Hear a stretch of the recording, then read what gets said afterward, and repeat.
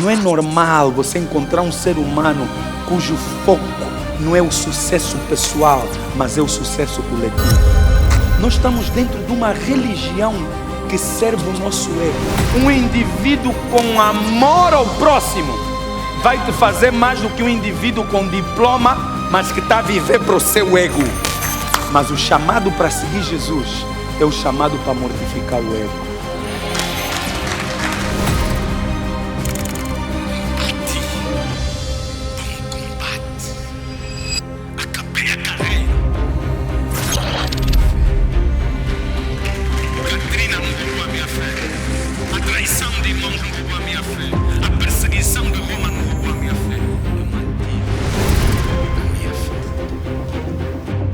Você assumir-se publicamente como crente, fique à espera de perseguição.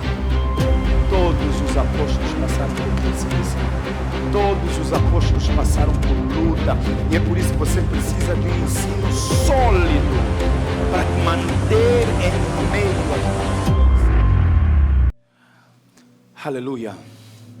No dia de hoje nós vamos dar início a uma série nova, a qual intitulamos como Coragem para seguir a Jesus. Coragem para seguir a Jesus. Alguém diga coragem para seguir a Jesus. É necessário coragem para seguir a Jesus, porque seguir a Jesus envolve custos. O tempo mudou, a sociedade mudou, mas seguir a Jesus continua a ser exatamente do mesmo jeito. Os princípios, os custos continuam a ser os mesmos. No livro de Lucas, capítulo 9, verso 23, ele diz: quem quiser me seguir, negue-se a si mesmo e carregue a sua cruz. Aleluia. Qual é o nome da nossa série? Eu não ouvi. Qual é o nome da nossa série? Coragem para seguir a Jesus. E para esse primeiro dia nós vamos estar a falar sobre o tema o chamado para seguir.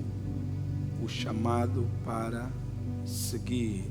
Lucas capítulo 5, verso 1 a 11. Lucas 5, verso 1 a 11. Diz assim Lucas 5, verso 1 a 11. E aconteceu que, apertando a multidão para ouvir a palavra de Deus, porque Jesus pregou a palavra de Deus, amém? Para ouvir a palavra de Deus, estava ele junto ao lago de Genezaré. E viu estar 2 barcos junto à praia do lago, e os pescadores, havendo descido deles, estavam lavando as redes.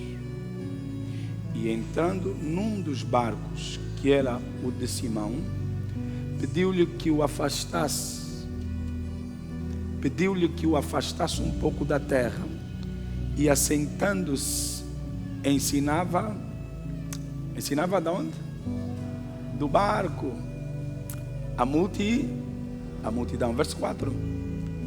E quando acabou de falar, disse a Simão: faz-te ao mar alto e lançai o quê? Lance por favor a versão NVI desse mesmo verso. Tendo acabado de falar, disse a Simão: vá para onde as águas são mais fundas e lancem as redes para a pesca. Simão respondeu: mestre, trabalhamos muito a noite inteira e não pegamos nada. Mas porque és tu quem está dizendo isto, vou lançar o quê? as redes. Verso a seguir. Quando o fizeram, pegaram tal quantidade de peixes que as redes começaram a se romper. Então fizeram sinais aos seus companheiros no outro barco para que viessem ajudá-los. Eles vieram e encheram ambos os barcos a ponto de começarem a afundar. Quando Simão Pedro viu isso, ajoelhou-se aos pés de Jesus e disse: afasta-te de mim, Senhor, porque sou homem pecador. Pois ele e todos os seus companheiros estavam perplexos com a pesca que haviam feito. Como também Tiago e João, os filhos de Zebedeu, que eram sócios de Simão. Jesus disse a Simão: não tenha medo, de agora em diante você será pescador de homens. Verso 11, e vamos todos ler o verso 11 a uma só voz. 1, 2, 3. Eles então arrastaram os seus barcos para a praia e deixaram tudo e o seguiram. Vamos aplaudir o Senhor pela sua palavra. Aleluia. Senhor, nós te agradecemos pela tua palavra e pedimos o auxílio do teu Espírito, pois nós sabemos que não importa a dimensão ou quão articulado que seja o profeta, o apóstolo ou até o mestre, se o teu Espírito não estiver envolvido, verdades não serão transmitidas. Então nessa manhã nós nos submetemos ao ministério do teu Espírito, em nome de Jesus Cristo.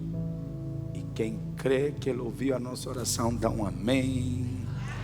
E aplauda mais uma vez, pela última vez ao Senhor. Vamos celebrar a palavra de Deus. Aleluia. Amados irmãos, o que nós vemos aqui é o de Jesus ir ao encontro de Pedro e os demais apóstolos, isto é, Tiago e João. A Bíblia vai nos falar que Jesus gastou uma noite inteira pedindo a Deus que Deus o mostrasse quem são aqueles que iriam fazer time com ele, aqueles que estariam com ele a fim de cumprirem a grande comissão. E a Bíblia nos relata que, diferente do que a gente poderia imaginar, Jesus vai para um lugar improvável. Num dia normal, Jesus vai ao encontro de Pedro, João e Tiago junto ao lago de Genezaré. Preste bem atenção, eu não disse numa sinagoga, eu não disse numa igreja. Jesus desce ao lago de Genezaré ao encontro de pessoas improváveis. Para nós compreendermos a profundidade do texto, teríamos que recuar para a sociedade israelita ou judaica de 2000 anos atrás. Porque nenhum dos apóstolos, nenhum dos discípulos, nem muito menos a multidão que seguia Jesus, nunca ninguém o chamou de Deus. Nunca ninguém viu Jesus como Deus. E aqui, para ser prático, Jesus nunca quis ser tido, conhecido, recebido, aplaudido como Deus. Estamos juntos? Nenhum dos apóstolos nos seus escritos referiu-se a Jesus como Deus. Quem está aqui? A gente diz que Ele é o Deus que se encarnou. Não é o que está aqui a discutir, o que estamos aqui a discutir. Nós estamos só a falar da persuasão dos apóstolos. O que os apóstolos nos falaram, o que os apóstolos nos deixaram escritos. Talvez aqui alguns não saibam, mas foi muitos longos anos depois da partida de Jesus no conselho, mais concretamente de Niceia, que se estabeleceu que Jesus é Deus. Antes disso, os apóstolos, a sociedade onde Jesus estava inserido e o próprio Jesus nunca se autoproclamou Deus. Jesus era um rabino. Nossos dias, rabino é um mestre. Jesus era o quê? Vocês estão a fazer uma cara para me amedrontar. Eu não vou ficar com medo de vocês. Juro mesmo, juro mesmo. Amém. Mas veja, Jesus nunca se autoproclamou Deus, nunca se autoproclamou, nunca disse que era alguma divindade, nunca. Em todo momento ele se autoproclamou rabino, mestre, e como qualquer mestre, ele foi em busca dos seus talmidins. A palavra talmidins é uma palavra hebraica que significa discípulos. Porque no tempo de Jesus, a elite não era constituída por políticos. As pessoas que eram consideradas celebridades não eram as figuras políticas, nem aqueles que amontoavam dinheiro. Na sociedade onde Jesus estava inserido, a elite era composta por rabinos. As pessoas mais celebradas na sociedade, até os dias de hoje.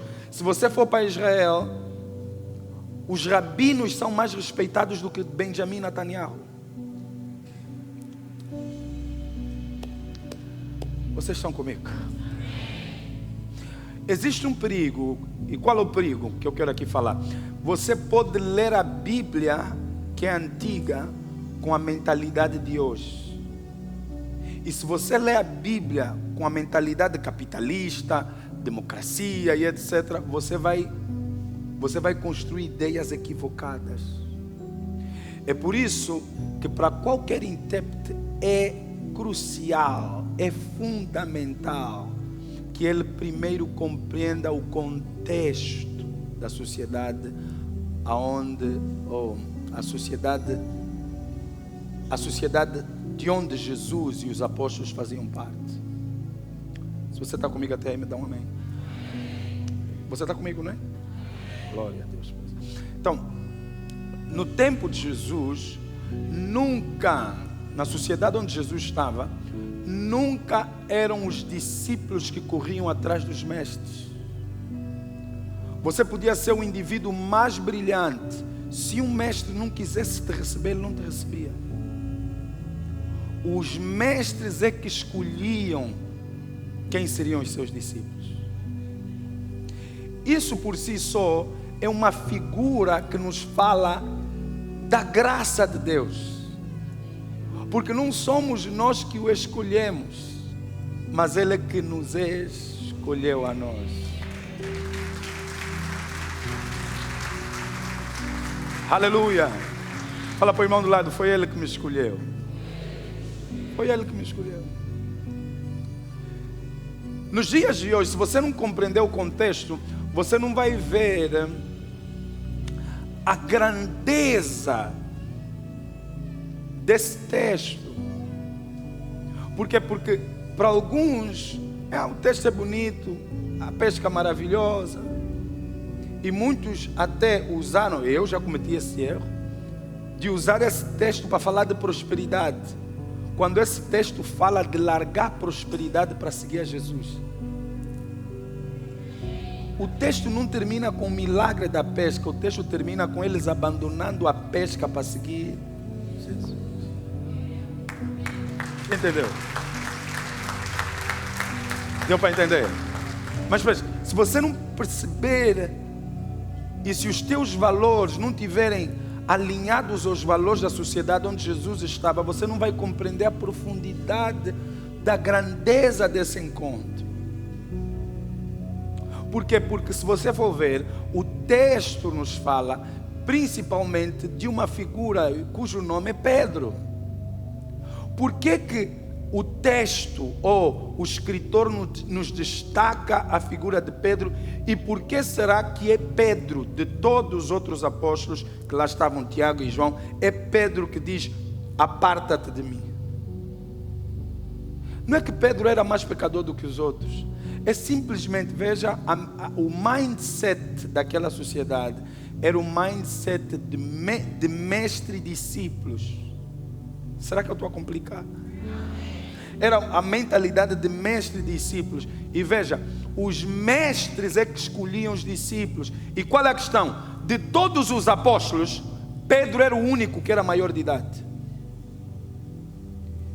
E rabinos, leia a história, rabinos geralmente iam buscar meninos prodígios. Eles iam, assim como, chama-se olheiros, não é? Como olheiros, tem olheiros do Benfica, olheiros de vários clubes. Eles vão para vilas, vão para academias de futebol, e eles vão à procura de miúdos talentos. E o que é que eles procuram? Quanto mais pequeno, mais probabilidade têm, e mais fácil vai ser moldar o indivíduo. E se você for ler de todos os apóstolos, Pedro era o mais velho. Na sociedade judaica, as crianças eram treinadas pelas mães e pelos pais a estarem perto para serem escolhidos pelos rabinos. Então Pedro já tinha perdido essa esperança. Por quê? Porque ele era o mais velho, já não havia essa esperança. Era impossível. Eu repito, essa é a imagem da minha vida, da tua vida. É a imagem da graça de Deus, do amor de Deus. Nós não preenchíamos Nós não preenchíamos os requisitos, mas a graça nos encontrou. Oh, se a graça de Deus te encontrou, glorifica Ele. Vamos lá, diz: se a graça de Deus te encontrou, glorifica. Ele aparece, não num dia em que Pedro teve sucesso, não num dia em que Pedro teve uma pesca maravilhosa. A Bíblia diz que foi um dia de fracasso total, foi um dia de frustração, foi um dia de cansaço, foi um dia em que ele usou todas as técnicas e todas elas falharam. Oh meu Deus, como eu louvo a Deus. Paulo colocou dessa forma: estando nós mortos em nossos delitos e nossos pecados, Deus enviou o seu Filho para morrer por nós. Oh, eu não sei você, mas no meu caso, não fui eu que amei a Deus. Deus é que me amou primeiro. Ele não me encontrou no meu melhor, Ele me encontrou no meu pior. Ele me encontrou nas noitadas, Ele me encontrou no álcool, Ele me encontrou no pior, Ele me encontrou na promiscuidade. Mas eu louvo, porque Deus me amou o suficiente para ver valor em mim, mesmo no pior momento da minha vida. Oh, se a tua história também celebra o Senhor bem forte. Aleluia. É assim que o chamado de todos nós começou. A religião vai dizer: você precisa de amar mais a Deus. Mas aqui, o template, o modelo dessa história nos mostra que primeiro nós precisamos de receber o amor de Deus por nós. Às vezes nós queremos corrigir sem primeiro demonstrar amor. Primeiro é a pessoa receber o amor para depois ser corrigida. Oh meu amigo, eu quero que nessa manhã você veja que Deus não poupou o seu Filho por você. Deus te ama, Deus te ama, Deus te ama, Deus te ama, Deus te ama, Deus te ama, Deus te ama. Bata no teu peito e diga: Deus me ama.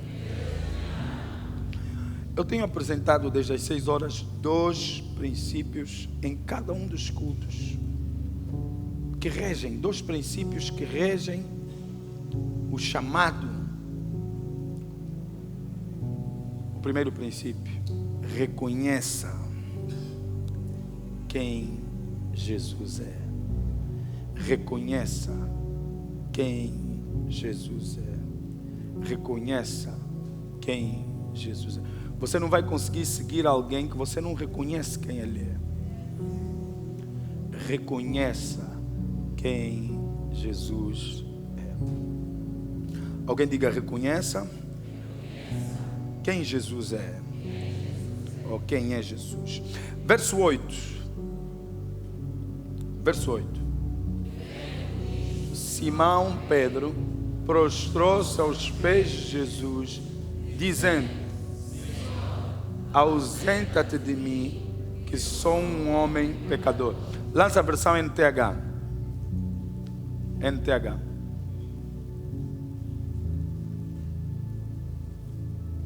Quando Simão Pedro viu o que havia acontecido, ajoelhou-se diante de Jesus e disse: Senhor, afaste-se de mim, pois eu sou o quê? Um pecador. Afaste-se de mim, pois eu sou um pecador. Qual é o princípio que nós vamos ver agora? O princípio de reconhecer quem é Jesus. A Bíblia nos relata que quando Pedro vê o milagre, ele dá conta que ele não está a lidar com uma pessoa qualquer. Pese embora os discípulos nunca olharam a Jesus como Deus, pese embora a multidão nunca viu Jesus como Deus, mas eles sabiam que Jesus não era um indivíduo de uma classe normal.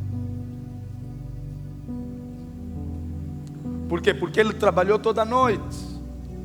Ele tentou todas as estratégias possíveis. Ele fez tudo o que estava ao alcance dele e não conseguiu nada.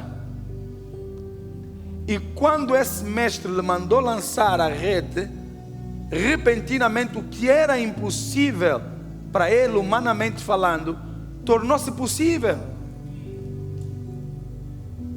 Então, no mesmo instante, o que Pedro deu conta? Eu estou diante de um santo homem. Eu estou diante de um homem que é como dizem os judeus, um tzadik, um justo homem. Um homem, anote aí, devoto ao seu Deus. Quem é Jesus? Jesus era o homem devoto ao seu Deus. Ele era devoto ao seu Deus. Sim, Jesus tem o seu Deus. Quando ele ressuscitou, o que ele disse?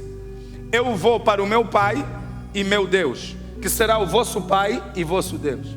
Quando ele ressuscitou, ele falou isso. Falou ou não falou? Falem comigo, falou ou não falou? Ele depois diz em João capítulo 3, verso 16: porque Deus amou o mundo. Ele não disse porque eu amei o mundo que me enviei. Foi isso que ele falou. Estou a falar com vocês, foi isso que ele falou. Talvez eu estou errado.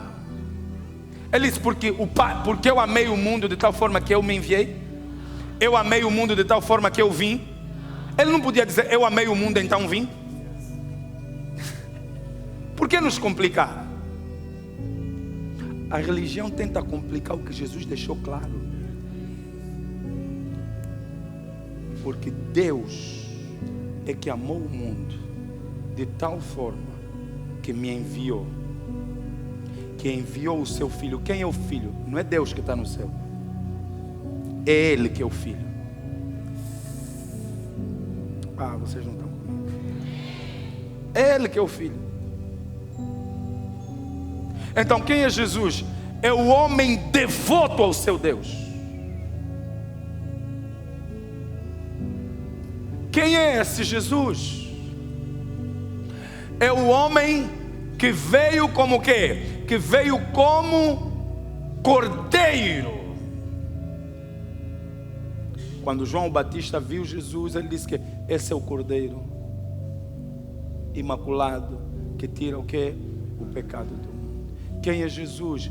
Jesus é o indivíduo que carregou nas costas o peso da humanidade.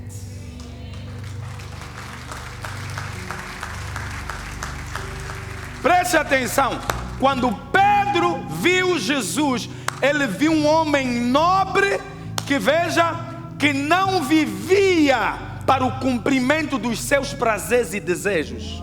Ele viu um indivíduo que mortificou as suas vontades para cumprir o plano do seu Pai.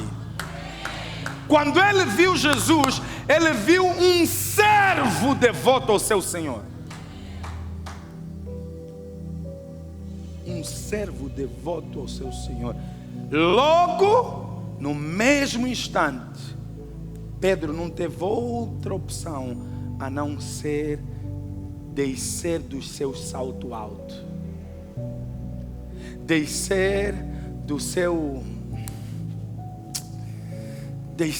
orgulho. Porque nós, seres humanos, muitas vezes pensamos que somos o que não somos, até que surge alguém que, veja, que te mostra o quão egocêntrico você é.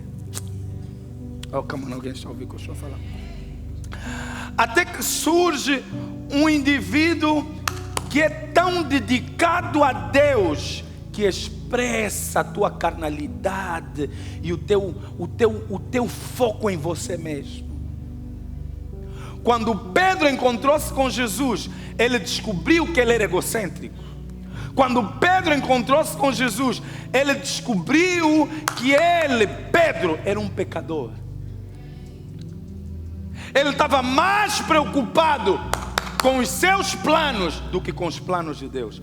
Ele estava mais preocupado com os seus projetos e planos do que com o plano de Deus. Pedro descobriu a sua real condição na presença de um homem totalmente devoto a Deus.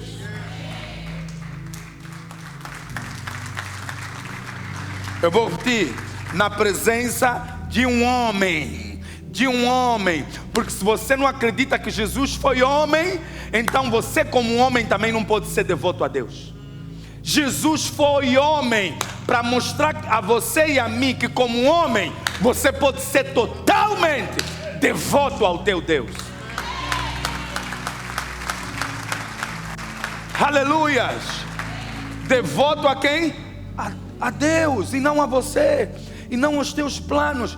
Olha para a sociedade onde você está, olha para mim, olha para você. Nós estamos numa selva onde salve-se quem puder, cada um por si, Deus por todos. Olhe para as famílias, é a lei do mais forte, cada um se vira. Olhe para as igrejas, as divisões que você vê na igreja, é cada um a lutar pelo seu império, é cada um a lutar para fazer o seu nome. Quando Pedro viu a Jesus, ele viu um homem totalmente esvaziado de si mesmo. Um homem que não quis fazer um nome para si mesmo, mas um homem que vivia para glorificar o nome do seu Deus. Oh, come on, alguém celebra bem forte. Vamos lá, alguém celebra bem forte. Alguém celebra bem forte. Veja, amados irmãos, o que eu e você, o que nós estamos a precisar é de um esvaziamento. Fala para a pessoa que está do teu lado: você está precisando de se esvaziar. Porque o nosso ego está muito inflamado. Nós estamos a andar com os peitos muito cheios. Veja, até no nosso andar você vê muita vaidade. No nosso falar há muita vaidade, muito egocentrismo, muito eu posso, eu não sei o quê. Não se ouve Deus, não se ouve os planos de Deus. Nós só pensamos em nós.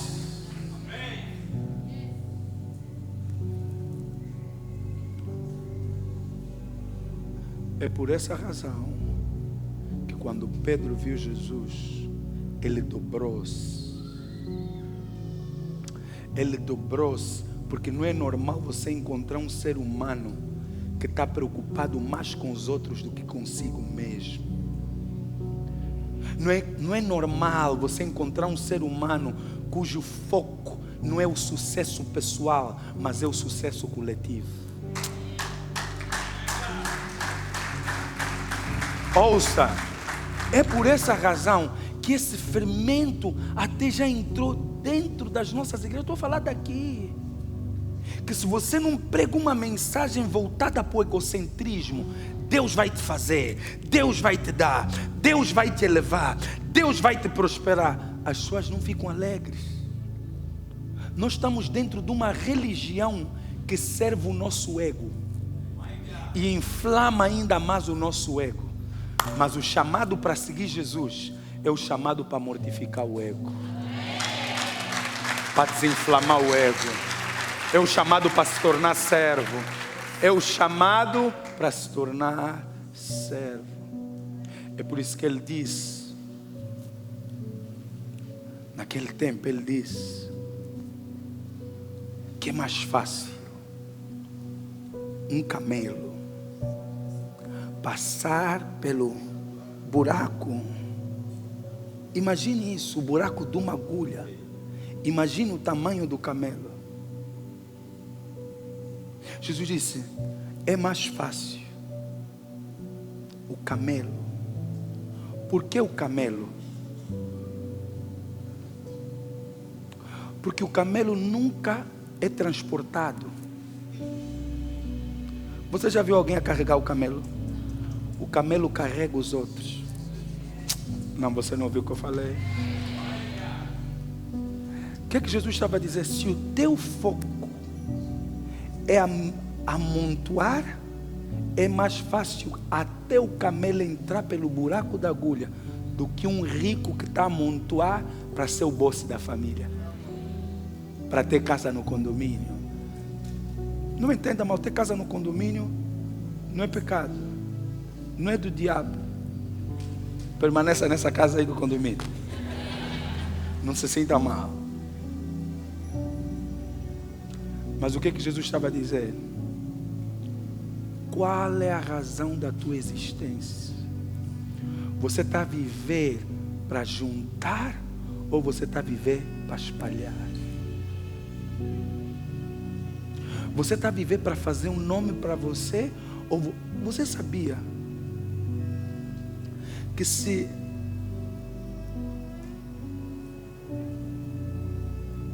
os grandes das nações decidissem deixar de capitalizar sobre os pobres, as nações seriam diferentes?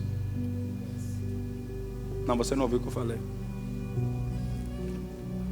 O que é o capitalismo hoje? Nós hoje vivemos o capitalismo selvagem, que significa o quê? Capitalizar no pobre. Você sabia que mudar um país não é preciso ser PhD? As pessoas vão para fora do país fazer formação, vão ali e não sei quantos para chegarem a presidente, e não é necessário isso tudo para mudar uma nação. Ouça o que eu vou falar, um analfabeto pode mudar Angola. Se tiver, veja, eu não sou pró-analfabetismo, mas um indivíduo com amor ao próximo vai te fazer mais do que um indivíduo com diploma, mas que está a viver para o seu ego.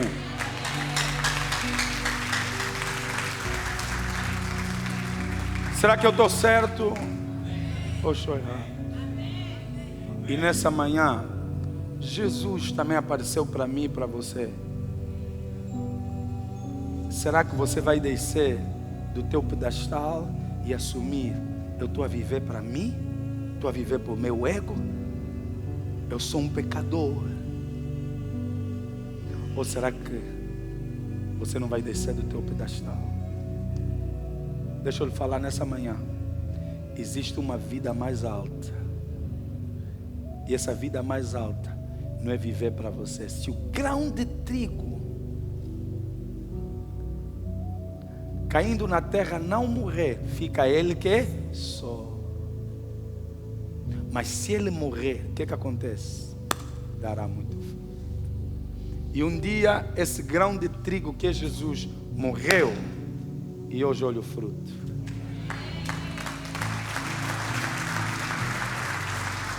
Calma, alguém aplauda mais forte. Acorde não para correr atrás dos teus resultados. Acorde para fazer alguém feliz. Acorde para ajudar alguém. Acorde para melhorar a vida de alguém. Deixa eu lhe falar no nome de Jesus. Se a partir do dia de hoje os teus problemas forem o problema das pessoas, você vai crescer na vida. Você vai crescer. Segundo e último, vamos aqui, reconheça quem é Jesus. Reconheça quem é Jesus. Foi o ponto que vimos agora, né? Porque não existe chamado genuíno sem arrependimento. Sem arrependimento. Alguém diga arrependimento. Está aí uma palavra que fugiu da igreja. Arrependimento. Não existe chamado genuíno sem arrependimento. Eu ouvi 2 gigantes dos Estados Unidos, 2 gigantes da América, 2 gigantes, que disseram o seguinte: 50% da igreja americana não está salva. 50% das pessoas que frequentam as igrejas ao domingo nos Estados Unidos, 2 gigantes, disseram não está salvo, não estão salvos.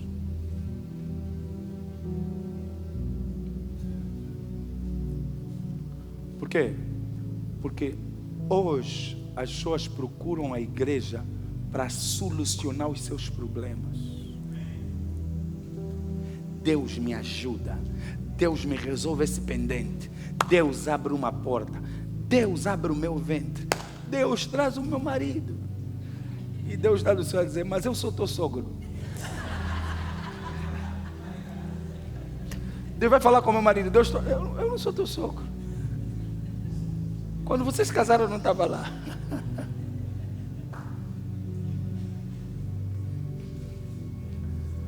Repare, a gente já não se rende porque reconhecemos a nossa condição pecaminosa.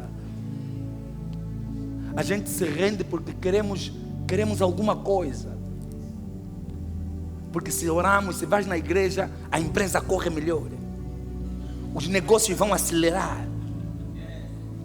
Porque se vies para a igreja, orar mesmo bem, se orar mesmo bem, vai haver promoção.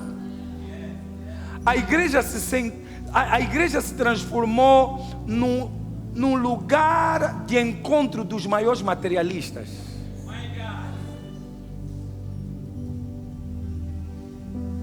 Repare nas rádios, repare nas televisões, repare nos nossos programas.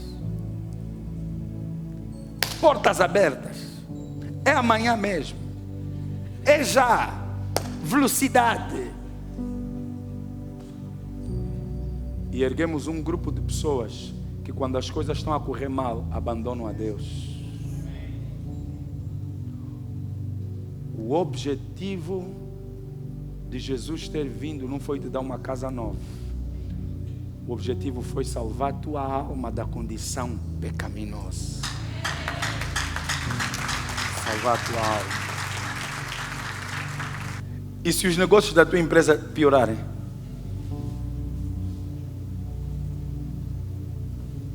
E se as coisas piorarem?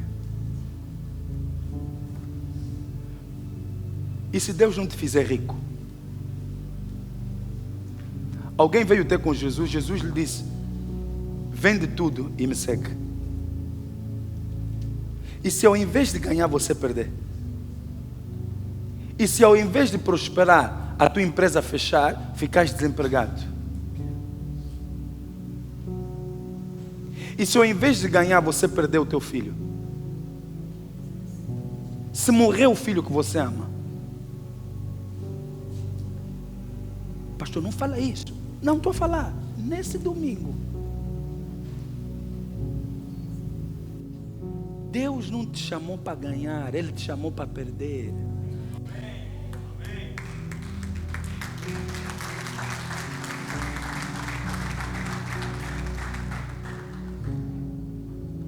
Ele não te chamou para te dar uma casa luxuosa.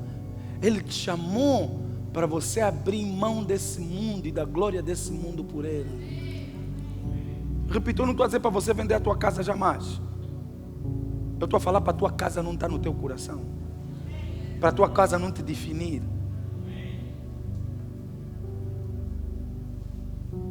Verso 10, posso ler? E de igual modo, também de Tiago e João, filhos de Zebedeu, que eram companheiros de Simão. E disse Jesus a Simão: não temas, de agora em diante serás pescador de homens. Estão lembrados do que eu falei? Ele já não tinha idade para isso. Quando Deus nos chama para segui-lo, é a sua graça que nos capacita a seguir. Ele nos capacita a seguir. Ele nos empodera para seguir. Aquilo que a gente não consegue fazer, Ele é poderoso para criar em nós o querer e o realizar. No livro de Ezequiel, verso 36, capítulo 36, ele diz: este será o concerto que eu vou fazer com o povo de Israel. Tirarei deles o coração de pedra. Tirarei deles o quê? O coração de pedra. E colocarei neles o coração de carne. E eu vou escrever as minhas leis no coração deles. E eles me obedecerão. No Novo Testamento vai dizer: e dos seus pecados e das suas iniquidades não me lembrarei mais. Eu vou fazer, eu vou tirar o coração de pedra, eu vou escrever, ouça o que eu vou falar no nome de Jesus. A graça de Deus pode transformar um pecador em um grande apóstolo.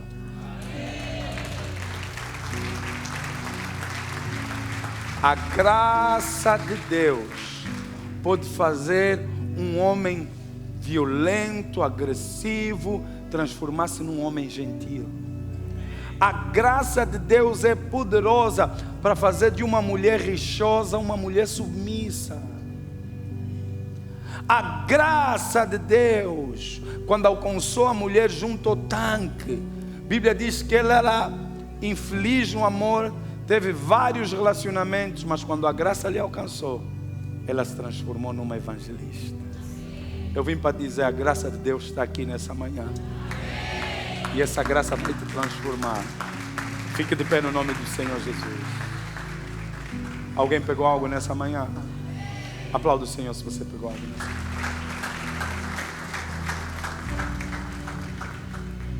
É a graça que transforma. Sem a ajuda da graça, nós não somos nada. Eu disse: sem a ajuda da graça, nós não somos nada. É Deus quem capacita. É Deus quem capacita. Levanta as suas mãos para o alto